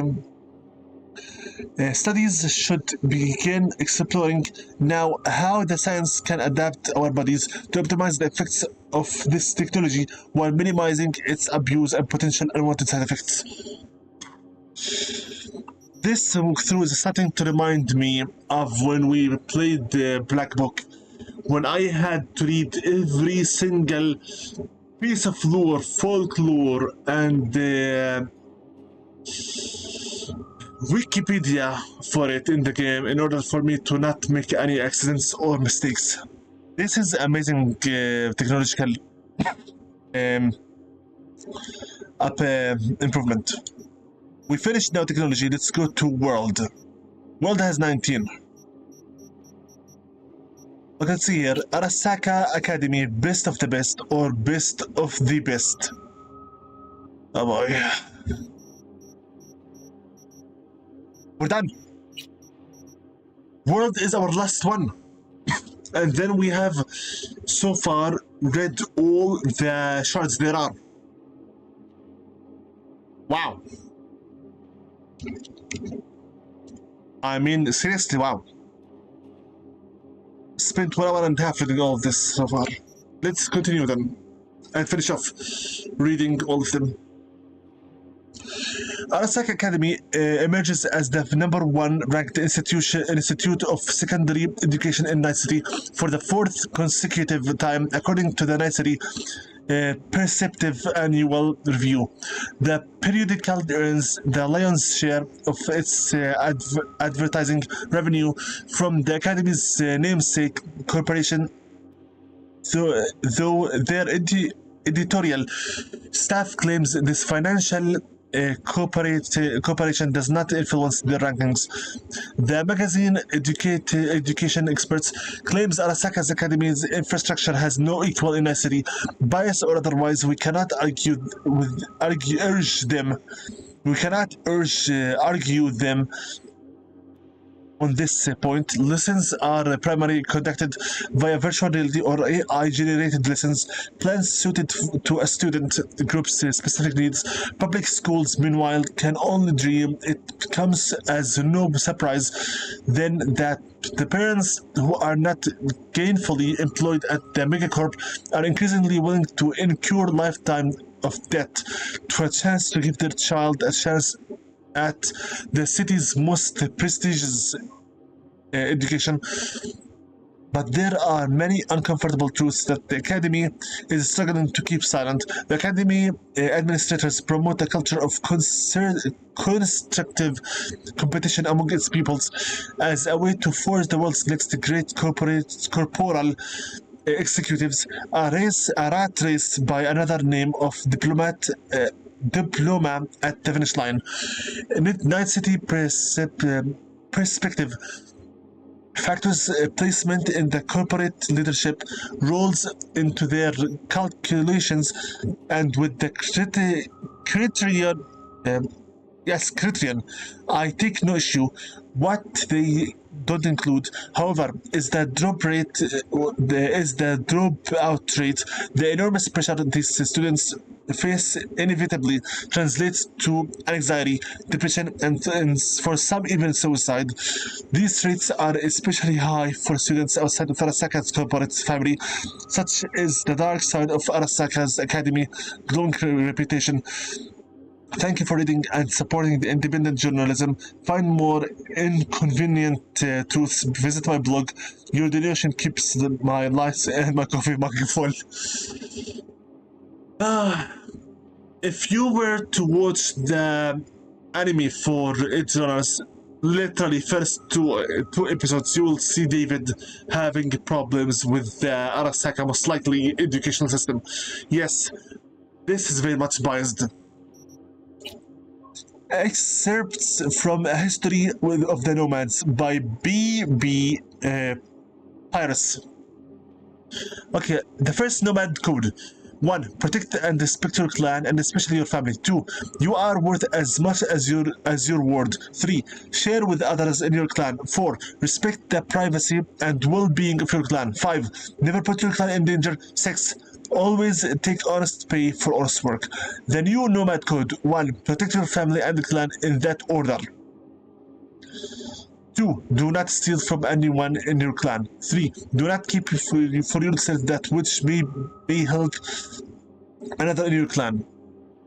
It's hard to imagine a group less inclined to wandering than farmers, but in fact, there were the people who dawned the age of nomads. Naturally, catastrophes, corp ravaged by bioplagues, armed conflicts, and martial law allowing corporations to speculate and privatize land. All this forced them into a life on the road.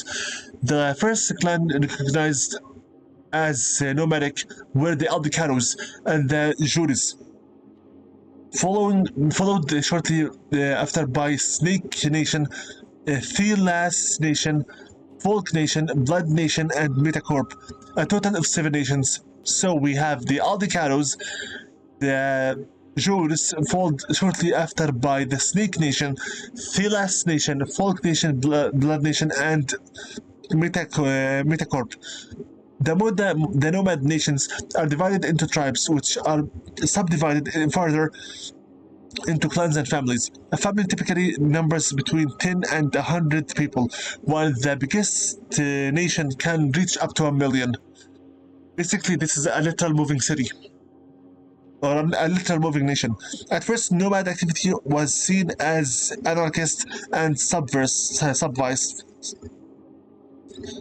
mostly, as you can imagine, by the corporations who quickly realized they wouldn't be able to control them. The biggest irony in all this is that it's thanks to the nomads that our cities were rebuilt after the wars and catastrophes that marked the first half of the 21st century. After all, families come together to build, not to destroy. I like this.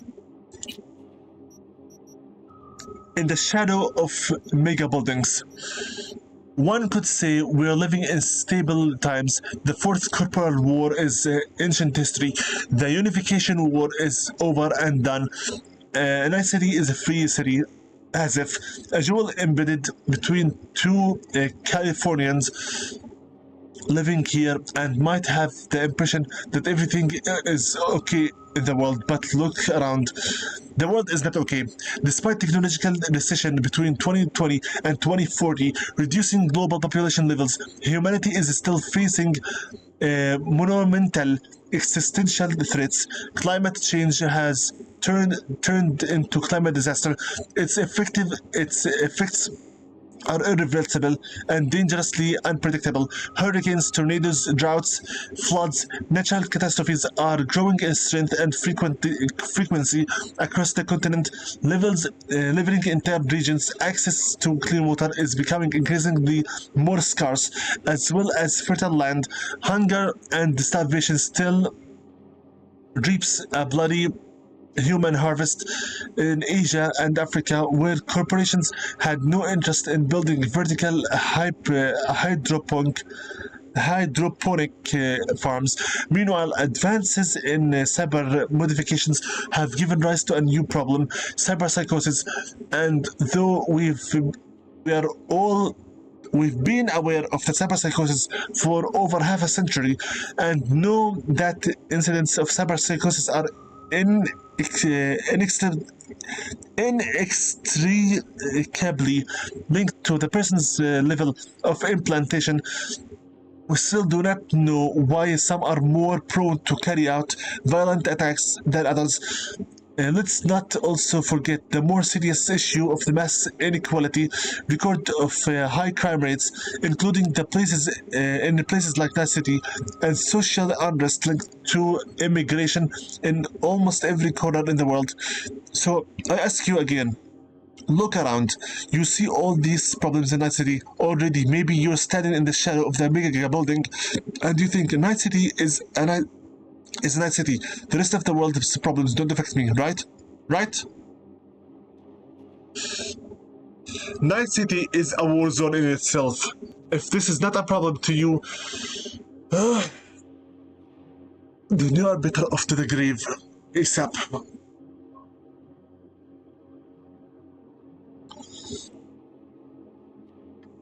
Okay, outer space, my life in orbit.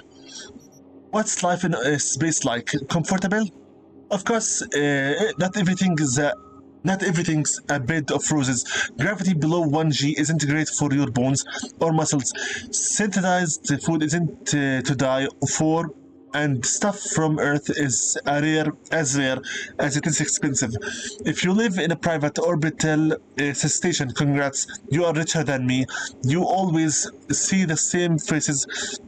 But if you live in a hybrid station like a Crystal Palace, you will have to live with the corporate bachelor parties every weekend. But don't let that pull you off. There are more upsides than downsides to living in orbit. First of all, safety. To get into orbit, you need a lot of zeros in your bank account, which means you won't see legions of homeless people skizzing out gangsters or aggressive joy toys. The exception to that being the lunar colonies, but no self-respecting orbital dweller would even set foot there. In other words, you can walk outside Night City unarmed, without security, and come back home in one piece. Wallet undisturbed. Amazing, right? You know that this is impossible.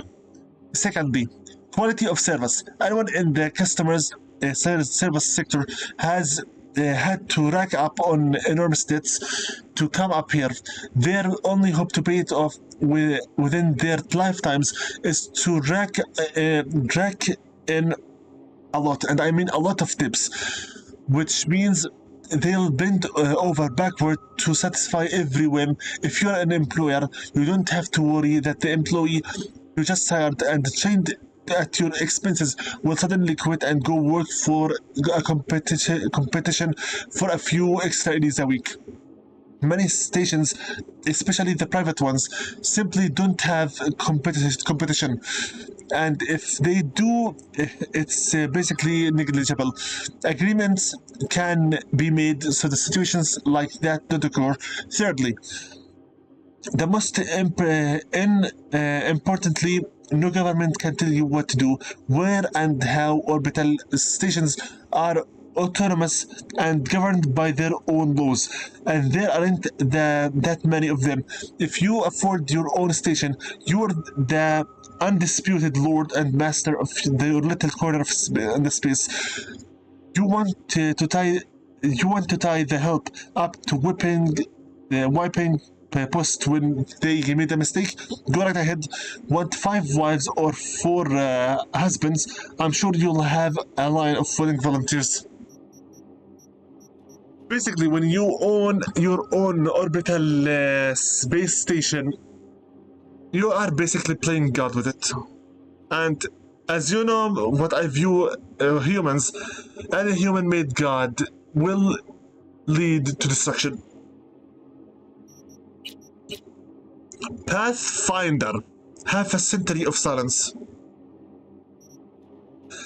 This will be a very interesting read, since I am reading this while in our real life D&D is killing itself and Pathfinder is on the rise. So let's see if this is just a parody or some other kind of stuff.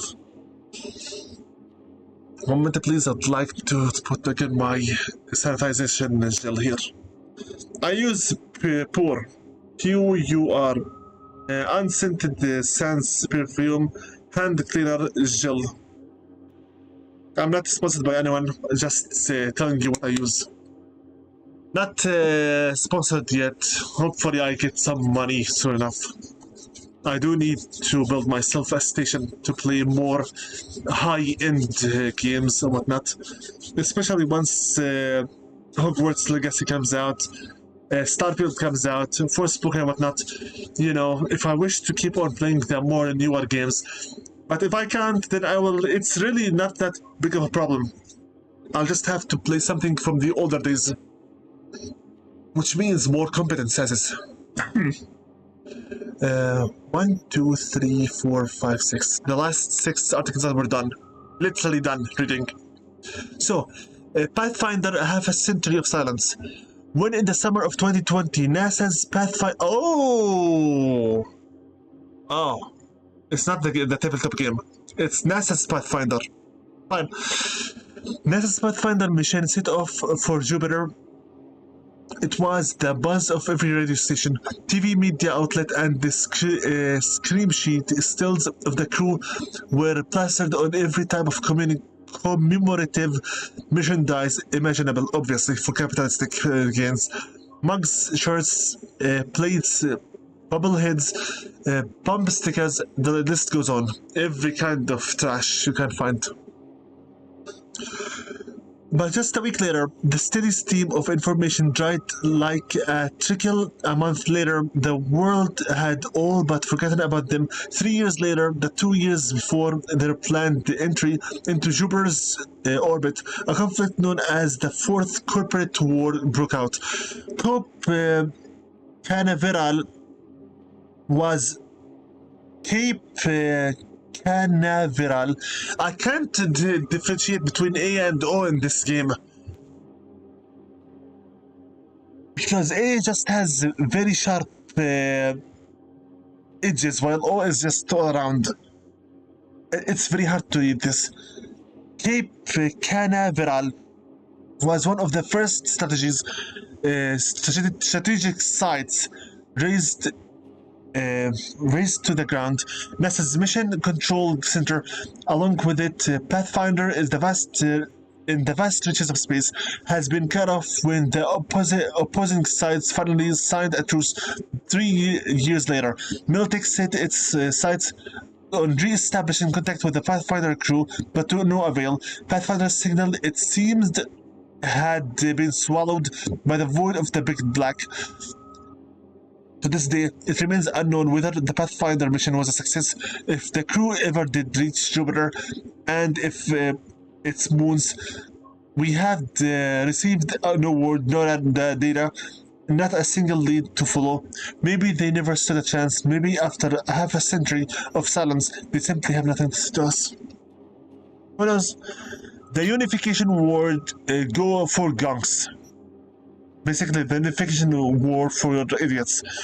The Unification War is the most recent armed conflict to take place in North America since the collapse, lasting from January 2069 to June 2070, so 1 year.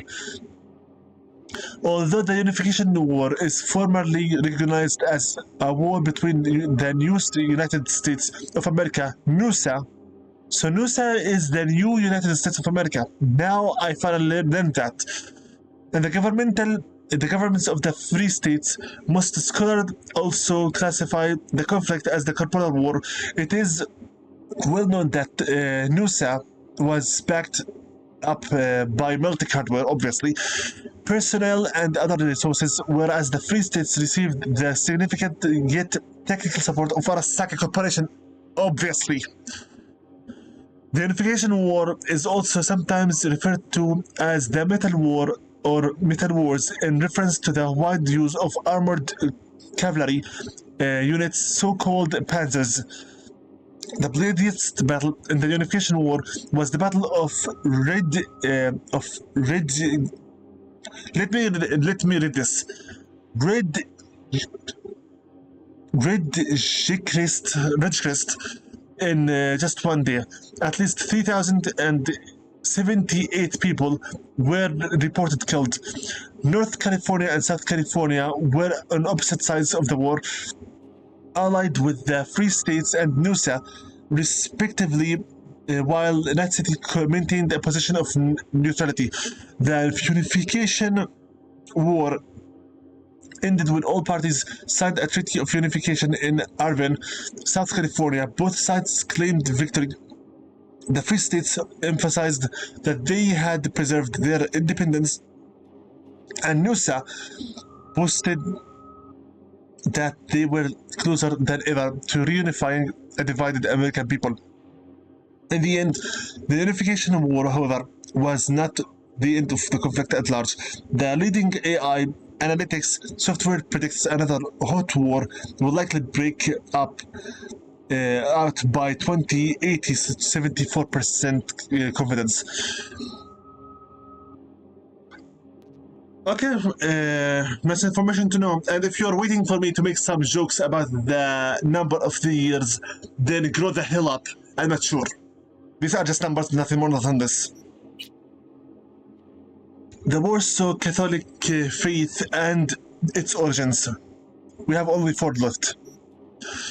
As Saint Augustine of Hippo taught us, to err is to be is to be human, but to err willingly is to perform work of Satan. Pope Ferdinand I and his successors are guilty of this hideous crime, for their perversion of the Christ teachings and their worship of the golden calves of technology and mammon. They have not only chosen this path to perdition for themselves, but to have attempted to tempt the Lord's flock to follow. For the sake of the millions of eternal souls he loves so dearly, Cardinal Konrad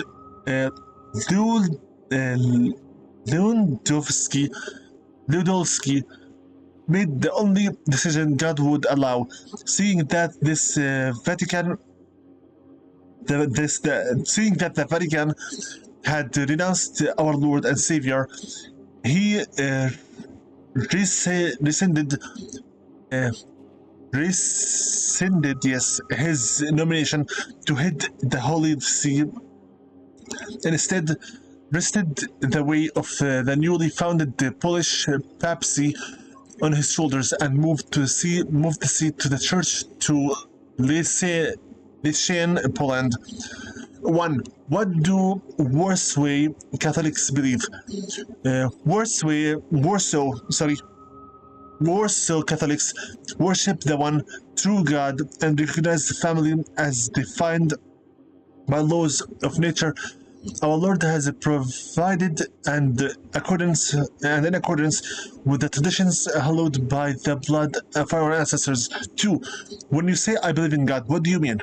It means we acknowledge the truth that there is one true God whose wisdom is infinite and unchanging, whose commands our obedience, who compels us to raise for a family founded on love and faith, who has tested Poland with a great suffering as he tested Job, thus demonstrating that Poland is God's chosen land. Through whom did God reveal that we are through whom did God reveal what we are to believe? His only Son, Jesus Christ, whose earthly voice is now spoken through the Pope as elected by the Polish Episcopal Conference. Why believe the Word of God? Because only through the faith can we be saved and find eternal peace in heaven. Only through faith can we be true Poles, worshipping, thinking, and speaking in Polish and accordance with the customs of our fathers and mothers. I respect their concept of faith and religion, but this kind of also exceptional focus on the single country as chosen by God is also very much delusional. Water, Chrome, and Blood, the Fourth Corporate War. It is truly remarkable that the large-scale bloodshed of the Fourth Corporate War began first as a simple rivalry between two ocean exploitations corporations, Sino and Otek. Both companies vied for the controlling stake of the falling IHA corporations. Otek commissioned Miltek to secure its business interests and perform certain special operations. Sino in turn signed a cooperation agreement with Arasaka Corporation with a similar aim.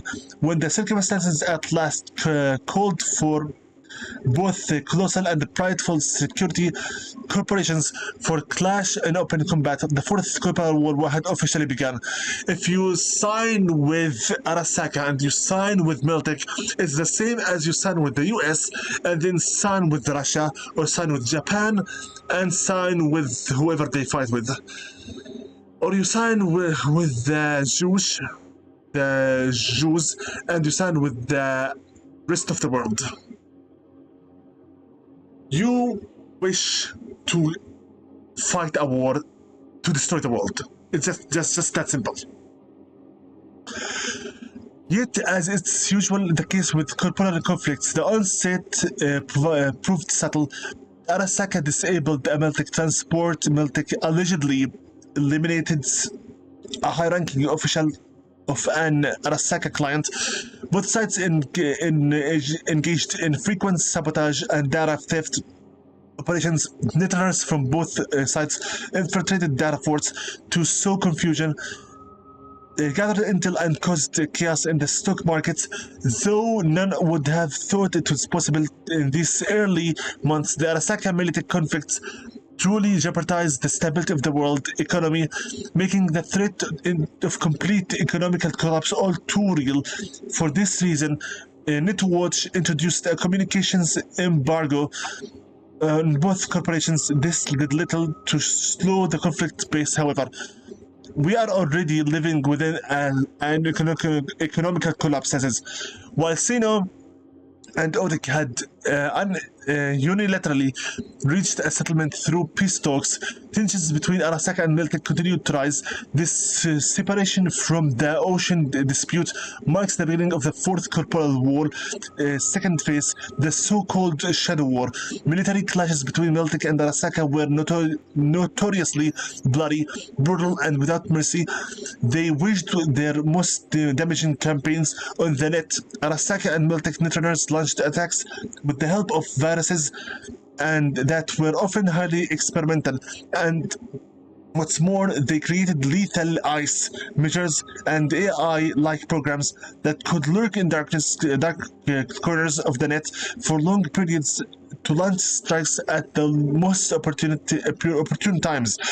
By the second half of 2022, Arasaka and Miltic entered the final phase of the conflict, where both sides used every resource and strategy at their disposal. The hot war had begun. Around this time, the net that the world had known for years ceased to exist, and mercenaries hired by both corporations were slaughtered in open warfare by cutting-edge weapons technologies. Then, in war's most shocking and iconic turning point, the coup de grace came when an unknown group of mercenaries detonated a nuclear device at Arasaka's Night City headquarters. Shortly after the blast, bowing under increased pressure from the Japanese government, Arasaka laid down its arms and withdrew from many of its strategic positions, but most notably in Night City. Victory belongs to Miltic, but it came at a very heavy cost. So, wow, I got so much immersed in reading that. Are you telling me that it's very possible that Johnny Silverhand's nuke was indeed Miltic property that was leaked into, rather smuggled into the city in order for Miltic to attack Arasaka's own headquarters in Night City? It's possible. So Johnny Silverhand was a moron who was played by Miltic. Very possible. Why be me? Confessions of a Braindance Addict. The last two. Preface. Do you want to be you? Not really. Seriously, take a moment to let that question sink in. Do you feel at home in your skin?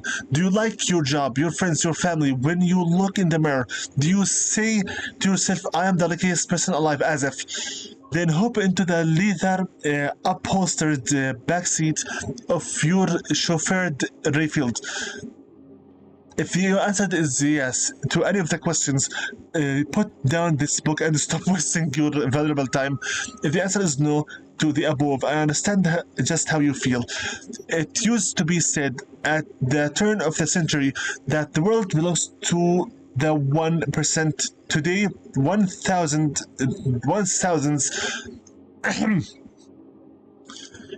it used to be said that at the turn of the century that the world belongs to the 1%. Today, the 1,000th of the percent is closer to the truth, and your chances of joining this group are even less than that. In reality, I mean, where are you? Where you are you?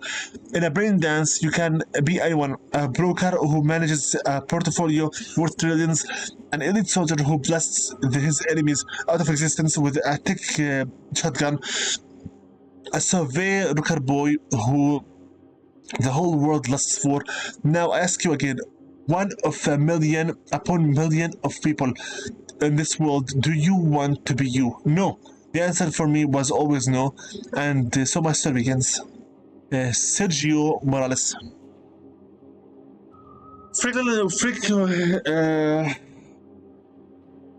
Frankly speaking, your chance to be among the 1 billionth, the 1 googillionth, the 1% of the richest in the world is an absolute impossible. Unless you are born among them, in which case, congratulations, you just got the cheat code for success in life. Until you die, obviously.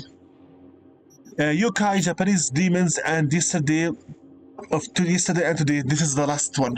We're done. They make their homes on the mountain tops, in rivers and in oceans, on city streets, and on every mega building floor with the number 4 in it. Even in your washing machine or in infovisor. Some appear in concrete places, while others simply hunt in a specific person. They are there when you hear a strange noise in the middle of this desert. They are there when you feel like someone's watching you, although there is not a soul in sight.